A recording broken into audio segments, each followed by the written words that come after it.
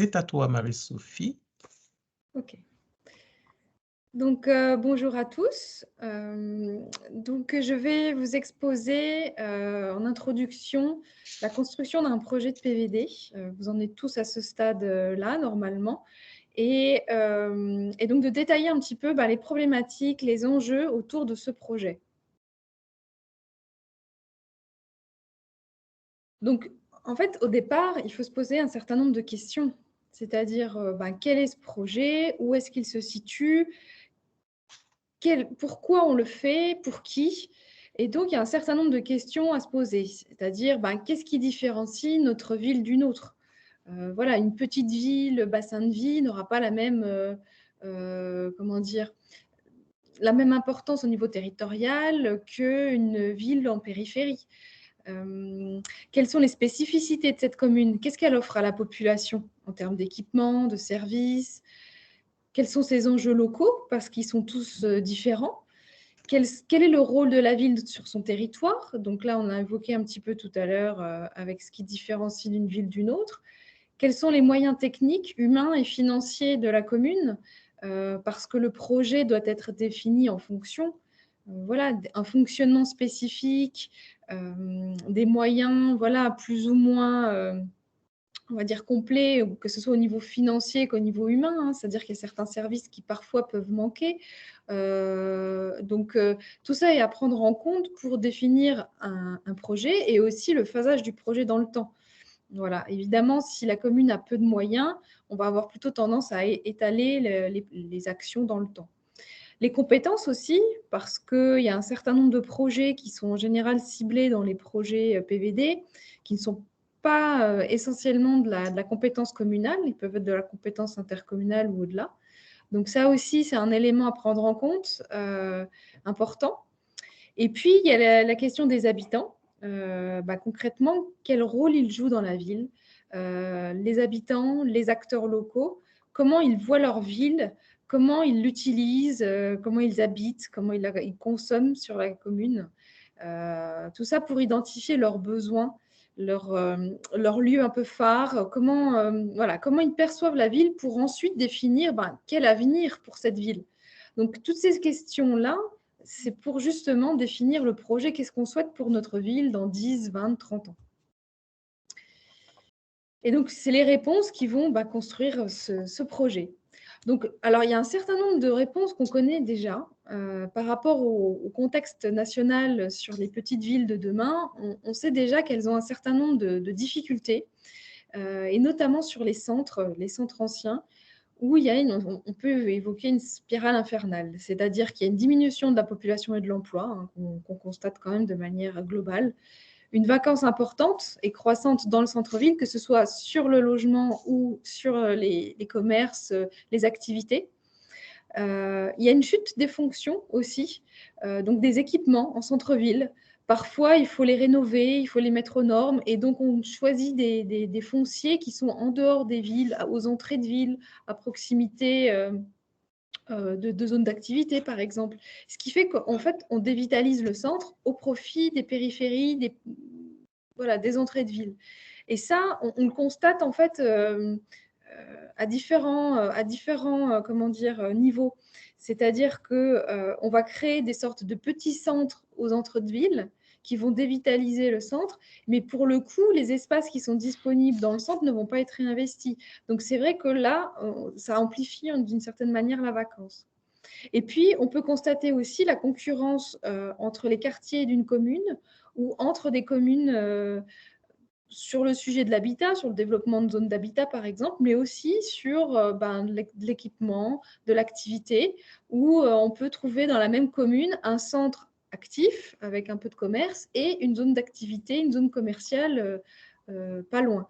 Donc c'est vrai que là clairement, ça, comment dire, ça pose vraiment la question de ce projet global, de cette vision globale pour appréhender cette concurrence, ces problématiques à l'échelle communale et à l'échelle intercommunale. Donc c'est là où le lien entre les deux est vraiment fondamental.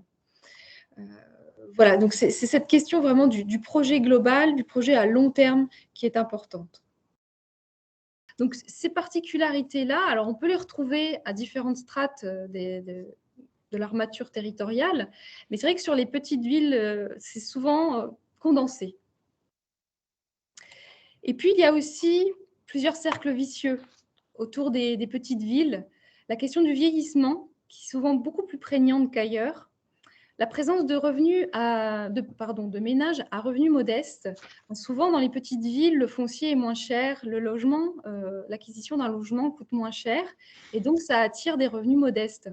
Et donc ça veut dire aussi de répondre à des besoins spécifiques, que ce soit en termes de logement, de services. Voilà, ça peut aussi être des personnes seules, des personnes âgées, qui trouvent plus facile à se loger dans ces petites villes où il y a encore quelques commerces et équipements qui subsistent. La vacance de longue durée, que ce soit pour l'habitat, l'activité, qui est vraiment aussi particulièrement prégnante dans les petites villes. Et puis, on peut constater aussi parfois la dégradation du patrimoine, que ce soit le patrimoine naturel, mais aussi le patrimoine bâti, qu'il soit historique ou plutôt de type ordinaire. Par exemple, les maisons de cité, on peut les considérer comme un patrimoine. Et c'est vrai qu'on constate sur certaines communes des dégradations du fait d'aménagements qui ne respectent pas forcément leur spécificité. Mais finalement, alors le constat est assez dur, d'une certaine manière, sur ces petites villes. Pour autant, ce n'est pas pour ça qu'on ne peut rien faire et qu'il ne faut rien faire.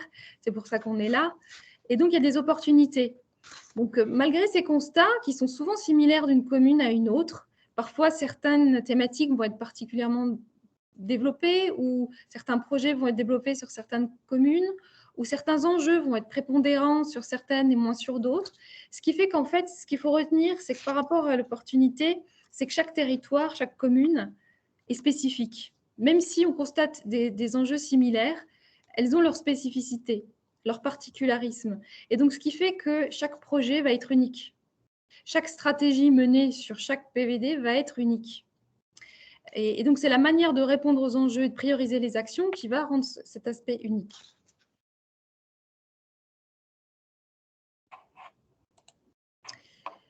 Une autre opportunité qui peut être intéressante et qui là a plutôt un lien avec le contexte global, par exemple la crise Covid et les confinements successifs ont permis de développer, de démocratiser le télétravail, par exemple. Et donc d'habiter loin de son emploi, ou du moins plus loin, est possible, est désormais possible pour un certain nombre d'emplois. Et puis, il y a aussi un engouement pour un mode de vie un petit peu plus en lien avec la nature, en lien avec la production locale, par exemple alimentaire, avec la vie de village. Et ça, c'est une approche qui peut être intéressante pour les petites villes. Elles peuvent sortir leur épingle du jeu parce que justement, elles répondent à ce type de besoins. Donc, ça peut être une opportunité aussi pour réinvestir les centres anciens, les petites villes et dynamiser l'économie locale. Donc concrètement, les conditions de réussite pour un projet de ville, pour un projet petite ville de demain, c'est tout d'abord d'avoir un projet global. On peut, l'approche par silo qui peut préexister dans les services d'une commune ou dans l'approche classique, l'approche en silo n'est pas adaptée pour ce type de projet. C'est vraiment une vision à 360 degrés où on aborde en même temps les espaces publics, l'habitat, l'activité, l'accessibilité, le cadre de vie, les équipements. Tout doit être appréhendé ensemble parce que chaque thématique influe sur les autres. Et donc ça, c'est vraiment l'un des aspects principaux des conditions de réussite. Ensuite, il y a l'inscription de ce projet dans le projet de territoire intercommunal et au-delà. Donc, c'est-à-dire dans le projet de territoire, dans le PLUI lorsqu'il existe, voire dans le SCOT. De faire remonter justement ces projets-là pour qu'ils s'inscrivent dans un cadre plus global et qu'ils puissent aussi, parce que ces outils, à une échelle intercommunale et supra-intercommunale, il y a des outils à l'intérieur pour aider justement la réalisation du projet. Et puis enfin, un chef de projet, une équipe dédiée. Donc, le chef de projet, il est ciblé dans Petite Ville de demain. Et ça, c'est un élément important parce que sans chef de projet, sans équipe dédiée, c'est compliqué de monter ce type de projet. Alors, le chef de projet, on dit souvent que c'est un mouton à 5 pattes. Hein. Je pense que vous êtes nombreux ici à pouvoir l'identifier. Donc, le chef de projet dédié et puis l'équipe projet, parce qu'un chef de projet ne peut pas tout gérer tout seul. Ce n'est pas possible. Donc, il faut un appui derrière des élus référents, un appui des services de la ville, des services de l'intercommunalité, pour pouvoir mener à bien ce projet. Parce qu'on a évoqué tout à l'heure la question des compétences. Je vais remettre la bonne diapo. Pardon. C'est bizarre, ça. On a abordé la question des compétences tout à l'heure. C'est vrai qu'il y a des compétences qui vont être plutôt à l'échelle intercommunale. Donc, il y a des projets qui vont se réaliser pour Petite Ville de demain à une échelle intercommunale parce que c'est l'échelon intercommunal qui a la compétence. Donc, il y a forcément des liens entre les différents services. Et puis, le chef de projet, c'est un petit peu le chef d'orchestre, mais évidemment qu'il n'est pas tout seul. Donc, concrètement, pour réaliser le projet Petite Ville de demain, c'est une démarche assez classique, la démarche mode projet. Elle a fait ses preuves. Donc, en termes de déroulé, rapidement, donc dans un premier temps, c'est la volonté politique qui fixe le cap au départ, qui permet justement de construire un projet en lien avec les aspirations des élus et puis en lien avec le contexte local. Donc ça, c'est le point de départ. Ensuite, il y a la mobilisation des acteurs, des forces vives du territoire, pour qu'elles participent à un diagnostic partagé, pour qu'elles participent au projet. Le diagnostic partagé, c'est un diagnostic qui pose les bases, concrètement. Donc, il y a la question d'être honnête, de vraiment regarder la réalité en face, même si ça peut faire mal parfois, hein, étant donné le constat que j'ai pu faire sur les problématiques récurrentes des petites villes de demain. Donc, il y a quand même un constat qui est assez difficile, mais donc il faut l'accepter pour justement bien définir les actions à mener, bien définir la stratégie. Donc ce diagnostic-là, il est essentiel pour bien construire ensuite une vision, définir une vision, à quoi on veut que la ville ressemble dans 20 ans, donc avec tous les partenaires. Et cette vision permet de définir le fil rouge d'une stratégie, d'un plan d'action décliné dans le temps et adapté aux moyens de la collectivité, moyens humains, financiers, techniques, etc. Voilà, pour ensuite que chaque acteur s'engage dans le projet, que ce soit les élus, les partenaires, les habitants, les services, etc. Donc vraiment engager les acteurs dans le processus et dans la mise en œuvre du projet, dans le passage à l'opérationnel. Donc voilà pour les quelques points, les quelques conditions de réussite au départ d'un projet Petite Ville de demain. Je passe la parole à Stéphane. Merci Marie-Sophie. Donc l'objectif de mon intervention, c'est de vous présenter un petit peu un changement de regard par rapport aux mobilités et aux petites villes de demain. Donc souvent on peut se dire dans les secteurs périphériques, dans les petites villes, dans les villes moyennes de moins de 5000 habitants ou de moins de 10 000 habitants, mais les enjeux de mobilité sont pas forcément prégnants.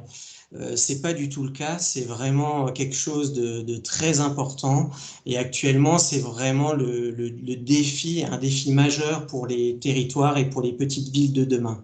Donc mon intervention, elle va s'organiser en 3 grandes parties. La première grande partie, je vais faire un état des lieux un état des lieux mobilité par rapport à nos petites villes de demain, voir quelles sont les pratiques de transport, comment on se déplace dans les petites villes de demain, quels sont les usages, quels sont les changements actuellement en cours. On va également, dans un deuxième temps, regarder les nouvelles tendances mobilité, les évolutions législatives qui impactent les pratiques de mobilité. Et dans un dernier temps, on fera, c'est super, tu peux rester sur cette diapo, c'est super. On fera un point sur les grands leviers d'action, les solutions mobilité qui s'offrent à nous. On peut aller sur la diapo suivante, Foumi. Donc au niveau du contexte, on a un peu regardé dans quel territoire on s'inscrit. Alors globalement, nos petites villes de demain, à l'échelle des 4 départements en question, on est sur des communes d'une taille d'environ 4000 habitants. Il y a un tiers de nos PVD qui disposent d'une gare, donc on a l'impression que c'est quelque chose d'assez homogène. Mais quand on y regarde de plus près, on a de très très grandes différences d'un département à un autre. Sur la carte, on a représenté en rouge foncé les densités au niveau des intercommunalités les plus fortes, c'est plus de 250 habitants par kilomètre carré, et plus c'est clair, moins on est dense. Les zones blanches, c'est des densités inférieures à 25 habitants par kilomètre carré. Donc au niveau de la Meuse, par exemple, on a une densité départementale de 30 habitants par kilomètre carré, 9 PVD, mais des petites villes de demain de taille très modeste, 3200 habitants, et on a 4 PVD qui disposent d'une gare. Dans les Vosges, on est sur un niveau de densité un peu plus fort, 19 PVD, 3500 habitants en moyenne, donc de petites PVD. En Meurthe-et-Moselle, on a un niveau de densité plus forte, et on a également des petites villes de demain beaucoup plus grandes. Dans le Haut-Rhin, on a également des petites villes de demain qui font environ 4400 habitants, et dont 1 sur 2 dispose d'une gare. Donc on a de très très grandes différences entre La Marche dans les Vosges qui doit faire 860 habitants et Pont-à-Mousson en Meurthe-et-Moselle qui compte 14 400 habitants. On a vraiment un grand écart en termes de taille. On a également un grand écart en termes de desserte ferroviaire. Par exemple, Thann, dans le Haut-Rhin, dispose de 90 dessertes TER et tram-train dans 3 gares. Remiremont dispose d'une desserte TGV et la plupart des autres PVD disposant d'une desserte ferroviaire, on est sur des niveaux d'offres qui sont beaucoup plus modestes. Donc on a de grandes différences aussi à ce niveau-là. On a aussi des différences par rapport aux aspects touristiques. C'est-à-dire qu'on a des villes touristiques parmi nos PVD.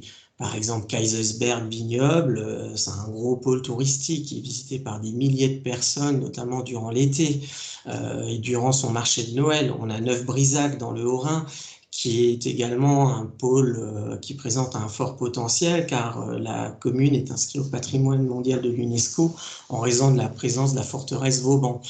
Donc les projets de PVD... S'il vous plaît, excusez-moi, Vincent Thirier, on a peut-être encore un souci puisque vous parliez de cartes et on ne les avait pas en visu. Donc, et puis par ailleurs, le chat visiblement est désactivé, je ne peux plus répondre. On ne pose plus de questions, mais je ne peux plus écrire dessus non plus. Donc, il y a peut-être un double souci. Ah, alors c'est un peu embêtant. Par contre, on vous entend, on vous entend, il n'y a pas de souci. Mais... Et ça va, ça peut, je pense que ça peut. Au niveau du chat, c'est possible, je viens d'envoyer un message. Ouais, en tout cas, moi j'ai quelque chose qui s'affiche, il n'y a pas de problème. Donc voilà, au niveau du Haut-Rhin, on a Neuf-Brisach qui est inscrit au patrimoine mondial. Donc on a vraiment une grande hétérogénéité parmi nos petites villes de demain. Donc il y a un enjeu à s'adapter aux spécificités locales. On n'a pas vraiment de recette de cuisine par rapport à appliquer par rapport à la thématique des mobilités et des transports. On peut passer sur la diapo suivante, Foumni. Donc on a regardé au niveau de l'état des lieux, au niveau des déplacements, voir comment on se déplaçait pour le travail. Ce qu'on a remarqué, c'est que seulement 20% des personnes qui habitent dans les PVD y travaillent également. Cela veut dire qu'il y a des personnes extérieures qui viennent travailler dans les PVD ou des personnes habitant les PVD vont travailler également à l'extérieur dans des agglomérations. Donc on est face à des déplacements qui ne connaissent pas de frontières et que nos petites villes de demain s'inscrivent dans des bassins de vie, des bassins de mobilité beaucoup plus larges, car elles jouent un rôle de bourg-centre avec la présence de commerces, d'écoles, de lycées, de collèges. Donc on a un fonctionnement qui est très important et il faut, dans la démarche d'élaboration d'une stratégie de mobilité d'une PVD, vraiment s'inscrire dans cette logique de bassin de vie et voir aussi quels sont les liens avec un bassin de vie à l'échelle agglomération. Donc, c'est indispensable d'élargir le périmètre de réflexion, notamment en raison de la problématique des dessertes transport collectif, en raison de la problématique des aménagements cyclables, des aires de covoiturage. Donc, il y a vraiment la nécessité de changer de focale. On peut passer sur la diapo suivante, Foumni.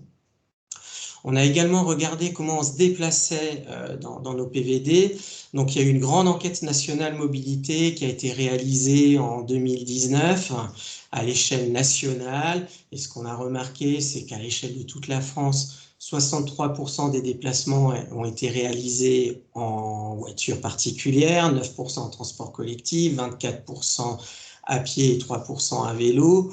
Dans les agglomérations de plus de 100 000 habitants, bien sûr, on a un usage de la voiture qui est un peu plus modeste et un usage des transports collectifs plus fort, ainsi que la marche et le vélo. Par contre, au niveau de nos petites villes de demain, on a un usage qui est très massif au niveau de la voiture, puisque les parts modales oscillent entre 73% et 80% au niveau de la voiture. Les transports collectifs sont peu utilisés, c'est essentiellement des scolaires où il y a une utilisation forte aussi dans les communes qui disposent d'une gare. On a une pratique de la marche qui oscille entre 13 et 19% et celle du vélo qui est assez réduite, aux alentours de 3%. Donc, on a une voiture qui est ultra majoritaire. Donc, on peut aller sur la diapo suivante. On a regardé justement au-delà de ce diagnostic un peu froid, quelles sont les tendances qui sont en cours, quelles sont les tendances que traversent nos petites villes de demain. Alors tout d'abord, on remarque qu'on a un essor très important de la vente de vélos à assistance électrique. En 2020, plus de 500 000 vélos ont été vendus sur un total de 2 700 000 vélos. Donc on a une part de 18% dans les ventes. Donc c'est massif, c'est quelque chose qui croît énormément. On a également la voiture électrique qui connaît un fort essor. Il y a 197 000 unités qui ont été vendues en 2020. On a eu une croissance à 3 chiffres entre 2019 et 2020. On a également un renchérissement du coût des énergies. Donc aujourd'hui, le litre de gazole, il se situe à 1,55 €, 1,57 €. On a une croissance de 28% en l'espace d'un an et on dépasse les niveaux records de novembre 2018 où on avait la crise des gilets jaunes. On a également un fort développement de la pratique du vélo, aussi bien dans les agglomérations, plus 29%, ça c'est pas une nouveauté, mais dans le périurbain aussi, on a une hausse d'une vingtaine de pourcents et dans le monde rural de 12%. Donc on a des changements de comportement profonds qui ont notamment été générés par la crise du Covid-19. Les habitants ont également de nouvelles aspirations, ils recherchent de la nature, ils recherchent la ville apaisée, ils aspirent au télétravail, à faire des randonnées dans un cadre agréable, au cyclotourisme.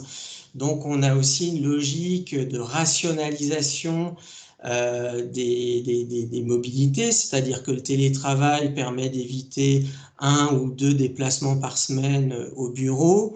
Et quand on se déplace au bureau, on pourrait aspirer à faire davantage de covoiturage, par exemple, ou à utiliser les modes actifs pour faire ses achats du quotidien. Donc, il y a vraiment cette tendance qui pourrait se développer ces prochaines années. Donc, par rapport à ces nouvelles tendances, il y a une nécessaire prise en compte. Pourquoi? Parce que si on a davantage de voitures électriques, davantage de vélos électriques, il faut prévoir les infrastructures de recharge qui vont bien. Si on a plus de vélos, il faut également prévoir des stationnements sécurisés au niveau des gares, au niveau des équipements. Au-delà de ces nouvelles tendances, on peut aller sur la diapo suivante, on a également de nouveaux objectifs, de nouvelles lois. On a eu un plan national vélo qui est sorti en septembre 2018 avec un objectif de faire passer la part modale vélo de 3 à 9% d'ici à 2024. Donc, c'est une marche très, très importante à franchir. Et pour atteindre cette cible, l'État a lancé un certain nombre d'appels à projets pour développer des pistes cyclables. On a également eu la loi d'orientation des mobilités en 2019, qui avait notamment pour objectif de supprimer les zones blanches de la mobilité, c'est-à-dire que les intercommunalités ont pu se positionner sur la compétence mobilité et par la suite proposer des alternatives à la voiture individuelle à leur niveau. Et ce travail peut se faire en lien avec la région qui gère le réseau TER et autocar. La loi d'orientation des mobilités fixe aussi des horizons de réduction de gaz à effet de serre, moins 37,5% pour le transport à un horizon 2030, l'interdiction de la vente de voitures thermiques à un horizon 2040. Donc c'est vraiment une loi très forte, très importante. Plus proche de nous, il y a la loi climat et résilience qui a été approuvée au courant de l'été. Donc l'objectif, c'était de décarboner les transports, mais également aussi d'instaurer les zones à faible émission mobilité. Même si nos PVD ne sont pas directement impactés par ces ZFE, on l'a vu précédemment, bon nombre d'habitants de nos petites villes de demain vont travailler dans les agglomérations qui seront concernées par les zones à faible émission. Donc, les véhicules les plus polluants ne pourront plus accéder au centre de ces dernières.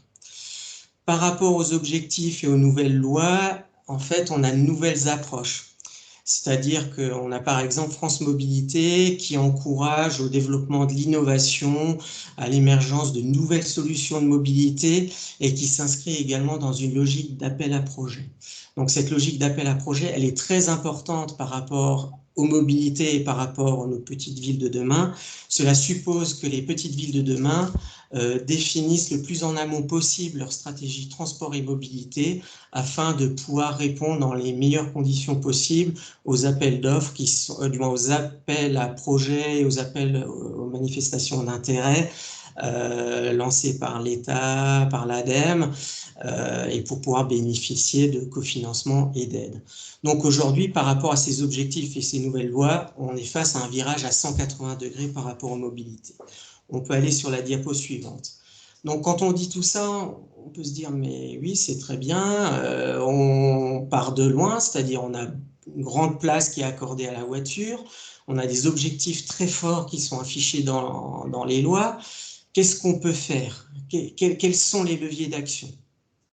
Donc l'idée, l'un des objectifs, c'est de basculer vers les mobilités durables, en se calant sur les solutions de mobilité. Alors, il y a bien sûr les solutions de mobilité conventionnelles, je ne vais pas les développer. Il y a la marche, le transport en commun, il y a le vélo, il y a même la voiture. Ces modes de transport, notamment pour la voiture et le vélo, sont en train de s'électrifier. Mais par rapport à ces modes de transport conventionnels, on a une multitude de solutions de mobilité légères qui sont faciles à mettre en œuvre. On a notamment tout ce qui est transport à la demande. Donc là, on réserve son trajet la veille pour effectuer le transport pour le lendemain. On a des navettes locales, comme les navettes du marché, qui permettent à nos aînés de rejoindre le marché, le bourg-centre pour y faire des achats. On a l'autostop organisé, on a le transport solidaire, on a l'autopartage. Donc l'autopartage, c'est vraiment un outil intéressant où on peut réserver une voiture quelques heures avant pour effectuer un déplacement. Alors en zone rurale ou en zone ou dans les villes de petite taille, c'est un service qui est encore aujourd'hui très, très marginal, très peu développé. On a le covoiturage, on a le pédibus et on a également le télétravail. Je ne vais pas développer davantage. Ensuite, on a des solutions innovantes également pour nos petites villes de demain. Par exemple, il y a la possibilité de créer des vélos électriques partagés, comme dans les agglomérations. Il y a aussi la possibilité d'encourager les personnes, les habitants à louer leurs véhicules particuliers, sachant que 95% du temps, une voiture reste dans son garage ou sur sa place de parking. Donc, c'est autant de services de transport potentiels qui pourraient être développés. On a également la logique de masse, de mobilité as a service, qui passe soit par une application, soit par un hub mobilité à un niveau local, qui peut regrouper sur un même site le covoiturage, du stationnement vélo, de l'autopartage, du stationnement. Donc on peut avoir quelque chose d'assez intéressant avec aussi des bornes de recharge de véhicules électriques. Dans les solutions innovantes, il y a également les navettes autonomes qui peuvent présenter un potentiel d'expérimentation très intéressant. Et l'État encourage justement à l'émergence de projets de navettes autonomes dans les secteurs peu denses ou dans des villes de petite taille. Donc, il y a vraiment une multitude de possibilités. On peut passer à la diapo suivante. Donc, pour pouvoir accueillir l'ensemble de ces solutions, de ces possibilités de déplacement, il faut disposer d'espaces publics de qualité, notamment pour développer la marche à pied et le piéton, mais également que ça puisse s'inscrire dans un cadre de déplacement agréable, avec de l'animation, des endroits où on a envie d'aller, où on a envie de faire des achats, où on a envie de se rencontrer. Et là, sur la diapo, alors je ne sais pas si vous la voyez, mais on a l'exemple de la Bernerie en Ray. Ça, c'est en Bretagne, c'est une commune de 3000 habitants. C'est une commune assez petite, hein, qui joue le rôle de bourg-centre, avec de nombreux commerces, de nombreux restaurants, avec la présence d'un marché, et donc avec pas mal de piétons, mais il y avait des conflits d'usage entre piétons, vélos, voitures. C'est pour ça que la commune a décidé de développer les zones de rencontre dans l'ensemble des rues du centre-ville, et de faire des piétonisations temporaires en soirée et les week-ends. Et il y a eu également une logique de réaménagement de certaines rues avec des trottoirs plus larges pour accueillir non seulement des déplacements piétons, du stationnement vélo, de l'animation, des terrasses de café, de restaurants, bref, pour faire vivre un peu la ville, la commune, et pour que ça s'inscrive dans un cadre qui soit plutôt attractif. Donc, on a l'enjeu d'un cadre urbain de qualité qui est très important et qu'il faut croiser avec la problématique des mobilités. On peut passer à la diapo suivante. Il ne faut pas oublier non plus le sujet classique de l'articulation urbanisme et transport pour favoriser justement les mobilités alternatives à la voiture. Donc, il y a bien sûr l'objectif de développer le lien, la dynamique de développement en lien avec la gare ou une station autocar, en renforçant la densité de logements ou d'entreprises à proximité de la gare. Il y a également l'enjeu de la ville des courtes distances, c'est-à-dire qu'au quotidien, quand j'habite une petite ville de demain, que je puisse rejoindre facilement à pied mon école, mon collège, mes services de proximité comme les administrations, la mairie, mon médecin, ma pharmacie, mes commerces, les restaurants, les bibliothèques. Donc vraiment que ce parcours-là puisse se faire à pied.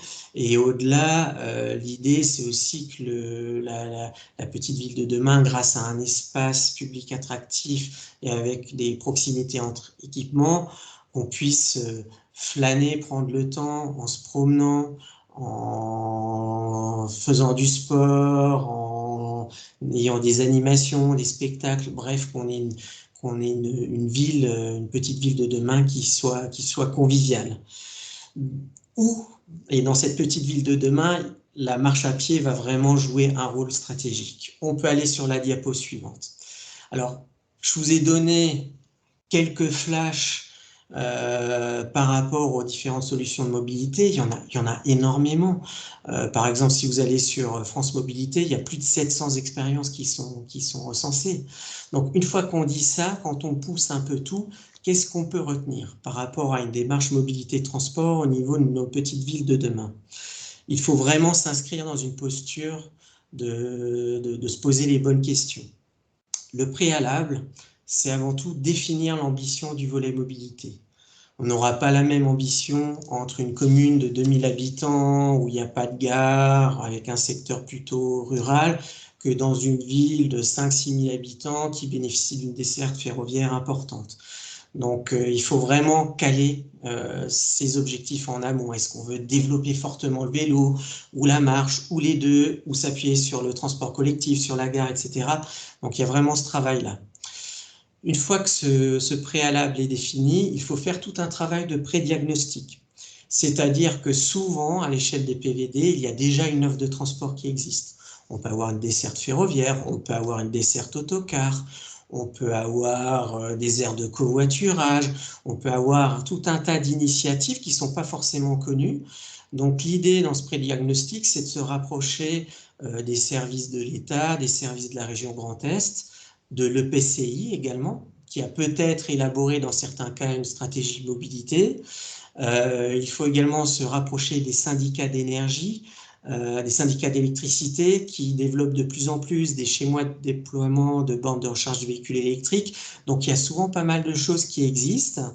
Il y a également des choses qui peuvent donner des idées dans les PLUI, dans les SCOT. Donc, il y a vraiment ce travail de pré-diagnostic qui est très important et qui permettra également d'associer les personnes ressources, les associations, etc. Une fois qu'on a fait ce pré-diagnostic, que la PVD a fait ce pré-diagnostic, elle pourra pointer les enjeux en pointant les forces, les faiblesses et définir des axes de travail sur lesquels elle souhaite aller plus loin pour définir son projet mobilité, coûts humains qui correspond à ses enjeux et ses spécificités locales. Mais pour que ça puisse bien marcher, il est nécessaire de mettre en réseau tous les acteurs autour de la table pour vraiment avoir une démarche globale et avoir le projet le plus efficient possible. Mais ce qu'il faut retenir, et c'est ce que disait Marie-Sophie en préambule, c'est que chaque projet Petite Ville de demain, sur son volet mobilité et transport, mais sur tous les autres mobilités, est vraiment unique. Et chaque cas est particulier. Donc, il faut vraiment s'inscrire dans cette logique de questionnement pour ne pas passer à côté d'un certain nombre de choses à l'échelle locale. Je vous remercie, j'en ai fini, et je vais laisser maintenant la parole à Foumni, qui va vous parler d'attractivité résidentielle à Foumni, et Marie-Sophie. Donc, bonjour à toutes et à tous. Donc, je suis Foumni Aminou, directeur d'études à Scalen. Mon exposé va porter sur deux thématiques. La première porte sur les enjeux de la sobriété foncière dans la construction des projets PVD. Et la deuxième, elle va concerner la notion de l'attractivité résidentielle. Pour commencer, je souhaite partager quelques données statistiques avec vous pour dresser un portrait des communes PVD. Si en gros, mettre quelques chiffres sur les problématiques qui ont été présentées par Marie-Sophie.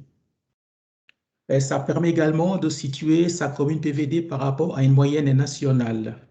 Donc, du point de vue démographique, les 1600 communes PVD sont caractérisées par un vieillissement de la population, ça a été dit par Marie-Sophie. Juste un chiffre à retenir, 13% de la population de ces communes ont plus de 75 ans, contre 6% à l'échelle nationale. Donc, c'est assez important. La plupart de ces communes connaissent une déprise démographique, ou au mieux une stabilité. Si on regarde les 5 dernières années, c'est-à-dire les derniers chiffres du recensement disponible par l'INSEE, la période 2013-2018, les 1600 communes en France n'ont gagné que 800 habitants. Ça montre vraiment que c'est des communes qui connaissent une déprise démographique. Et ces 800 habitants qui ont été gagnés s'expliquent principalement par le desserrement des ménages originaires des pôles urbains. Donc, ce sont des communes dont le sol naturel est très négatif. On a des communes où il y a plus de décès que de naissances aujourd'hui. Donc, d'où l'enjeu d'inverser la tendance et faire revenir des jeunes familles, des jeunes couples qui pourraient éventuellement avoir des enfants pour éventuellement équilibrer la démographie dans les années à venir.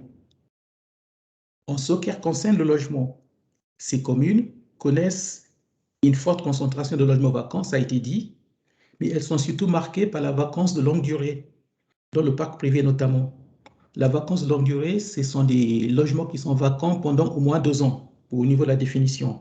Donc, au niveau des chiffres, on a à l'échelle nationale 5,4% de logements vacants de longue durée contre 3,5%. C'est l'inverse. On a un taux de logement vacant de longue durée de 5,4% dans le PVD contre 3,5% à l'échelle nationale. Bien évidemment, ces communes connaissent des difficultés économiques. On le voit sur ce petit schéma avec un taux de chômage qui est plus important qu'à l'échelle nationale. Mais en revanche, les communes PVD sont très riches en patrimoine, ce qui est un atout pour leur attractivité. Et 83% d'entre elles possèdent au moins un monument historique. Donc, c'est vraiment un des points forts sur lesquels les communes peuvent travailler pour leur attractivité. Je vais maintenant aborder les enjeux de la sobriété foncière. Comme vous le savez, les politiques de revitalisation des petites et villes moyennes qui sont soutenues par l'État ont également un objectif de contribuer à la sobriété foncière. Je rappelle que la volonté de freiner l'étalement urbain en France est assez ancienne. Les premiers textes de loi datent de la loi Solidarité et Renouvellement urbain de 2000, c'est-à-dire la loi SRU. Donc, ce n'est pas d'aujourd'hui qu'on parle d'étalement urbain. Ça a été évoqué aussi. Plus récemment, dans la poursuite de la Convention citoyenne de 2019, le gouvernement, à travers la loi Climat et Résilience, qui a été promulguée en octobre 2021, demande à chaque territoire de s'engager dans une trajectoire de sobriété foncière pour atteindre en 2050 ce qu'on appelle le zéro artificialisation nette. C'est le ZAN dont on entend beaucoup parler. Ainsi, pour chaque projet qui sera réalisé, il faut s'interroger en quoi il permet de lutter contre l'étalement urbain. Parce que ça, c'est le vrai mot aujourd'hui, l'étalement urbain. Comment le freiner?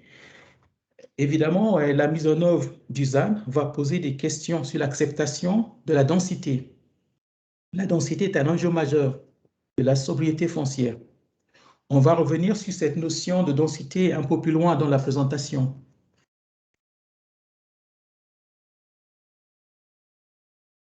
Avant de vous faire un décryptage du principe du ZAN, il est important de donner quelques chiffres sur la consommation foncière.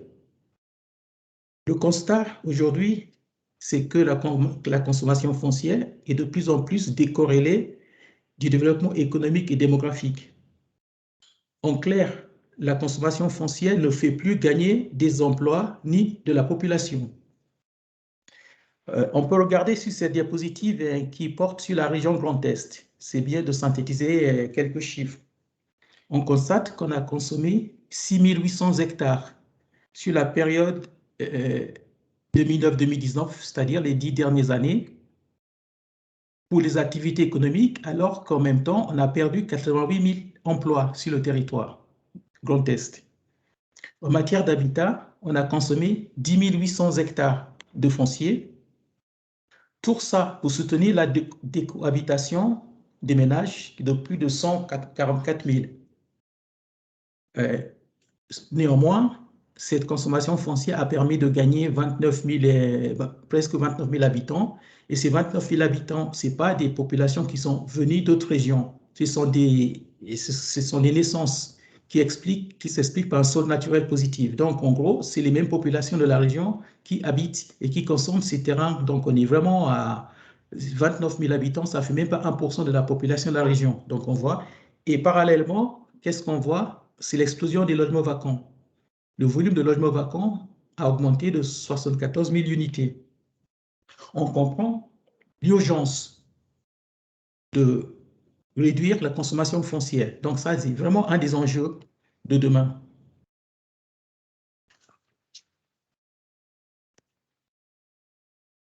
Donc, le mot ZAN est connu, zéro artificialisation nette, on en a beaucoup parlé. Donc, l'objectif ZAN établi par l'État est de stabiliser à l'échelle nationale les surfaces artificialisées en conditionnant toute nouvelle artificialisation par une renaturation. C'est-à-dire que quand on artificialise des terrains, il faut en compensation renaturer des terrains également. Donc, le ZAN est un objectif à atteindre en 2050. Donc, selon un schéma qui est prévu par l'État, pour atteindre cet objectif en 2050, l'État prévoit 3 étapes. Donc, il y a 3 périodes, 2021, 2031, 2031, 2041 et 2041, 2050. Le principe, c'est que pour chaque période, il faut consommer 50% de moins par rapport à la période précédente. Donc, c'est ça qui va nous permettre d'atteindre en 2050 la sobriété foncière qui est inscrite dans la loi Climat et Résilience.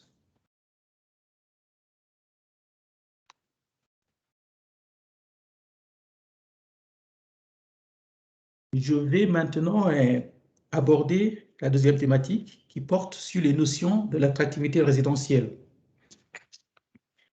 Quand on parle d'attractivité résidentielle, c'est le logement qui vient spontanément à l'esprit, mais on s'aperçoit en fait que le logement n'est qu'un seul paramètre, un des paramètres en fait qui concourt à l'attractivité résidentielle.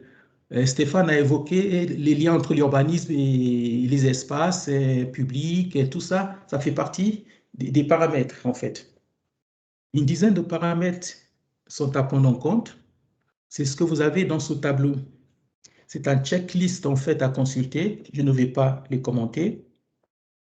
Et cependant, ce qu'il faut savoir, c'est que chaque paramètre sera analysé par un ménage qui cherche à s'impliquer dans un nouveau territoire, selon une double lecture. C'est-à-dire que le ménage qui cherche à s'installer va déjà vérifier objectivement si tel ou tel paramètre est présent dans le territoire. Et ensuite, il y aura une lecture subjective de ce ménage qui va traduire son opinion. Si je prends par exemple les services, le ménage va vérifier que dans la commune ou tout près, il y a ce qu'il faut, il y a les écoles, il y a les commerces, il y a la bibliothèque, il y a les offres culturelles. Mais en même temps, il va s'interroger sur la qualité, sur la disponibilité, sur les fréquences d'ouverture. Tout ça, ça fait partie des paramètres d'attractivité d'une commune. Certains de ces paramètres seront appréciés à l'échelle du bassin de vie, comme l'économie, la mobilité, ça a été dit tout à l'heure.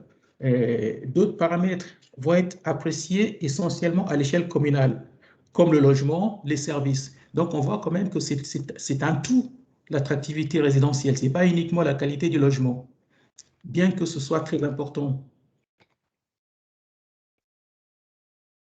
Et si on descend à l'échelle du logement proprement dit, il y a également des paramètres à prendre en compte aujourd'hui. De plus en plus, on constate que la mise aux normes d'un logement dégradé ne va pas lui permettre de trouver l'attractivité. Pour attirer des ménages dans des logements en centre ancien, il faut souvent satisfaire aux arguments qui sont ceux de la périphérie. Les arguments de la périphérie, c'est en gros les besoins qui sont supposés aujourd'hui pour avoir un logement, c'est-à-dire le besoin d'espace extérieur, le besoin de stationnement, le besoin de nature et la crainte souvent de dépasser son budget travaux. Donc, quand on est face à ces 4 types de besoins, ou ce qu'on appelle les freins, il faut des solutions. Il faut apporter des solutions pour que les ménages puissent s'intéresser au centre ancien. Donc, pour répondre aux besoins d'espace extérieur, on peut, par exemple, créer des terrasses, des jardins dans les logements ou des patios. L'idée, souvent, c'est de prolonger l'intérieur vers l'extérieur parce que les gens vivent dedans et dehors aujourd'hui. On ne vit pas uniquement dans son logement, on vit également à l'extérieur de son logement. Les différents confinements ont montré vraiment cette nécessité aujourd'hui. Pour le stationnement, c'est pareil, il faut prévoir des parkings, même si ce n'est pas possible dans le bâtiment lui-même, il faut les prévoir à proximité de l'immeuble. Et le plus souvent, dans les petites communes, la gratuité sera souvent demandée par les futurs occupants. On peut également régler les besoins de nature par la présence à proximité d'espaces publics ou privés. Par exemple, les jardins ouvriers collectifs, ça peut être une solution, ou même les jardins publics qui sont à proximité de ces maisons ou ces logements. Le dernier point est un point assez intéressant aussi à souligner, c'est que souvent, les gens ont peur des travaux. Donc, parfois, un accompagnement technique peut être nécessaire pour les aider à faire des devis, à concevoir leur projet et même des fois à gérer les chantiers. Payer un architecte ou un technicien pour accompagner les ménages qui veulent acheter en centre ancien, c'est vraiment un atout parce que sinon, il y a toujours cette crainte de déraper son budget, de ne pas pouvoir aller à terme de son projet. Pour illustrer mes propos, je vous présente ici un exemple de projet qui peut permettre éventuellement de rendre des logements attractifs en centre ancien. C'est un exemple qui est tiré d'une étude réalisée dans une commune qui est située dans le périmètre du SCOT des Vosges centrales. Donc, en haut, là, c'est un immeuble quasiment vide qui est attenant à un garage automobile. Donc, avec des possibilités assez importantes. Donc, l'étude a consisté en fait, l'étude a montré qu'on pourrait réaliser 4 logements dans ce bâtiment assez volumineux quand même, des surfaces généreuses et des grandes superficies à chaque fois. On a des T2 de 70 mètres carrés. Bah, ce qui est important, en fait, c'est de montrer que avec la conception de ces logements, chaque logement a un accès extérieur, une terrasse ou un jardin. Le grand logement qui se situe au dernier étage bénéficie de 2 terrasses, une devant et une derrière. Au rez-de-chaussée, on a un logement qui a un accès direct sur le jardin. Là, on se rend compte qu'aujourd'hui, aménager un logement tout simplement en le mettant aux normes, ça ne suffit pas. Il faut ces aménités. Et même quand on fait des logements locatifs aujourd'hui, il faut même équiper la cuisine. Donc, ce sont des équipements, ce sont des évolutions de services qui sont demandées par les ménages. Donc, on s'aperçoit de manière générale aujourd'hui, c'est qu'avec la mise en œuvre du ZAN, il sera de plus en plus difficile de réaliser de nouveaux lotissements en périphérie des communes. Il faut donc optimiser les sites déjà artificialisés. Donc, je vais passer rapidement quelques exemples pour vous montrer des pistes que vous connaissez tous, hein, mais qui peuvent nous permettre de continuer à réaliser des opérations de logement, des opérations d'aménagement sans consommer des terrains agricoles. Donc, ça c'est un exemple. La réalisation de nouveaux aménagements sur les sites déjà aménagés comme des friches. Ici, on a un exemple d'un hangar qui est désaffecté, qui n'est pas utilisé, qui a permis de réaliser un petit aménagement sympa dans le centre de cette commune, qui se trouve, c'est cette commune en Vendée, où on a fait 6 logements et des commerces. Donc, c'est un exemple. Le changement de destination est également une piste à creuser. Ça, c'est un exemple de bâtiment de ferme, en fait. C'est une ferme qui a été transformée en logement. Ce sont des exemples tirés pour une étude qu'on a réalisée pour l'EPFGE, qui justement cherche à sensibiliser les communes sur l'intérêt de travailler sur l'existant. Nous avons également une commune qui a travaillé sur la démolition-reconstruction. En plein centre, il y avait des bâtiments qui étaient désuets, qui ont été démolis, ce qui a permis de réaliser une vingtaine de logements. Donc, c'est un exemple. Un autre exemple, c'est ce qu'on appelle le BIMBI, la division parcellaire. C'est également une piste à ne pas négliger parce que très souvent, dans les centres anciens, on a des parcelles qui sont très grosses, les maisons qui sont implantées dans les parcelles très grosses, et justement, le fait de les reconfigurer, ça permet de donner une vie à ces communes pour éviter trop d'espace, trop de vide entre chaque construction et donner un caractère plus ou moins urbain à ces territoires. Bon, je vais passer la parole à Marie-Sophie parce que là, on n'a pas beaucoup parlé de la densité, mais la densité, c'est vraiment sans surconstruire sur les terrains, mais c'est l'acceptation sociologique de la densité qui est un des enjeux de demain. Donc, Marie-Sophie va nous faire une petite présentation pour montrer ce que ça veut dire. Merci, Founmi. Donc, la question de la densité, parce qu'elle est directement liée aux exemples que vous a présentés Founmi, c'est-à-dire que, comme disait Founmi, il y a la question de l'acceptation de la densité. Alors, une petite démonstration en préambule, et après, je vous présenterai quatre exemples.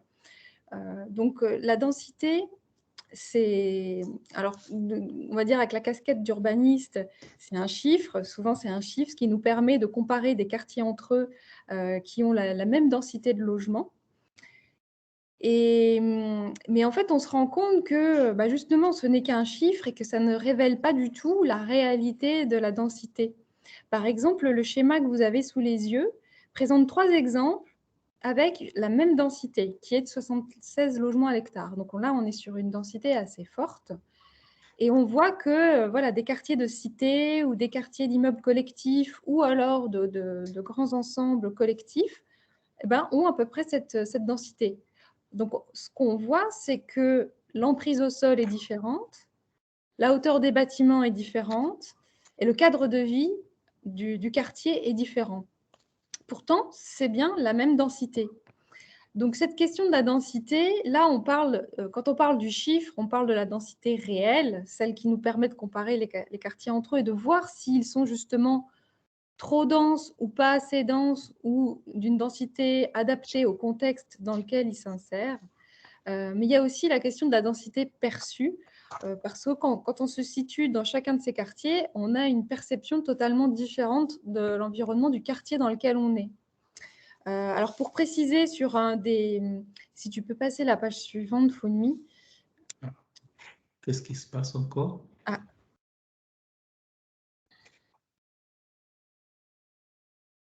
On ne voit plus le diaporama. On voit des mails. Bah, je ne sais pas, c'est comme si quelqu'un a pris en main. Ah oui, effectivement. Ah, voilà. Peut-être repartager la présentation. Ouais, il faut la repartager. Donc, les exemples que je vais vous montrer, je vais en présenter 4 pour terminer cette intervention. Ces 4 exemples d'une densité qui va de 32 à 38 logements à l'hectare, ce qui correspond à peu près à une densité qu'on peut retrouver dans les centres-villes, dans les centres-villages. Et donc, Voilà. oui, on y arrive. Voilà. Donc, en voici 2 premiers. Donc, vous voyez à chaque fois l'illustration et en dessous, la photo aérienne du quartier. Dans le premier cas, on voit qu'on est dans un tissu avec un tissu urbain, un petit peu de centre-village, de villages-rues tels qu'on peut les voir par exemple en Lorraine, où les maisons, les logements sont accolés les uns aux autres. Donc voilà, là on a une densité de 36 logements à l'hectare. À côté, on est dans un quartier plutôt plus récent, avec des logements similaires, les uns à côté des autres, alors soit tout seul, soit par deux. Et donc, ce qu'on peut constater, c'est que voilà, la densité est relativement similaire. Pour autant, la forme urbaine est très différente. Il y a la première qui ressemble beaucoup à des villages-rues, des centres anciens, et la seconde qui est plutôt sous l'ordre on va dire, du lotissement avec des parcelles de taille similaire, de forme similaire, et donc avec des logements de forme similaire. Donc, ce qu'on peut dire, c'est que l'architecture est différente. L'architecture des logements est différente. Leur rapport à la rue, dans un cas, on est en limite, la façade est en limite de l'espace public, alors que dans le deuxième cas, on a un recul où on peut garer la voiture, s'arrêter, peut-être même avoir une terrasse. Donc, on a un rapport à la rue qui est différent. La question de la haie, de la clôture est traitée dans le deuxième exemple, et alors que dans le premier, forcément, il n'y en a pas. Voilà. Et puis, un jardin aussi qui va être différent. Le jardin du premier exemple va être plus intimiste que celui du deuxième exemple où on voit sur le plan, enfin sur la vue aérienne, que les logements sont relativement proches. Sur les exemples suivants, Founmi, même type d'approche, on est sur la même densité, mais là, avec aussi des architectures différentes, des rapports à la rue différents, des répartitions espace privé, espace public différents. Ça, on peut le voir sur les photos aériennes. Et puis, voilà, quand on se balade dans ces quartiers, on n'a pas la même approche, on ne va pas avoir le même sentiment si on habite ou si on traverse ces quartiers. Et donc, c'est ça qui est important à retenir, c'est que la densité, ça peut être un chiffre quand on veut regarder concrètement si on va être plutôt dans de l'étalement urbain ou non, ou si on va être dans une densification comment dire, des espaces existants. C'est ça qui est important dans le chiffre. Par exemple, vous devez connaître, je pense, l'approche BIMBY de construire dans les jardins, de construire en deuxième rideau des logements derrière des logements pavillonnaires, par exemple des années 50, 60, 70. Là, on est dans de la densification parce que les logements, les quartiers étaient peu denses à leur construction. Mais après, il y a toute la notion de densité perçue qui est beaucoup plus subjective et qui finalement a plus un lien avec l'architecture, la forme urbaine, la manière d'accéder au logement, la transition entre espace public et espace privé qui est la plus importante. Donc cette question de la densité, voilà, c'est juste pour dédramatiser et de se dire que c'est pas... on peut faire quelque chose de dense, d'ailleurs c'est déjà présent dans les centres anciens. Parfois même, les centres anciens peuvent être trop denses et on va avoir aussi parfois l'intention dans les projets petites villes de cibler des espaces pour justement dédensifier. Donc voilà, donc cette approche est vraiment à prendre de manière globale et pas seulement par le chiffre.